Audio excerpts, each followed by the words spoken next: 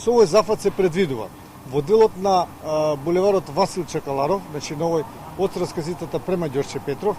при доаѓањето, кога доаѓаме од Ѓорче Петров, во должина од 200 метри пред семафорот, да има уште една дополнителна лента,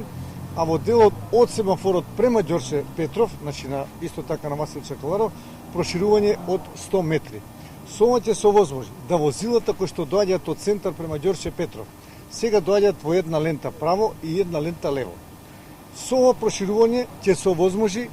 таа лента што е на лево да биде и за право. Така да ќе има две ленти кои што ќе се движат право према Ѓорче Петров, со оглед на тоа што ќе се отвори уште една дополнителна лента, кој што реков претходно, од 100 метри. Овој зафат, иако мал, меѓутоа е голем по своето значење, затоа што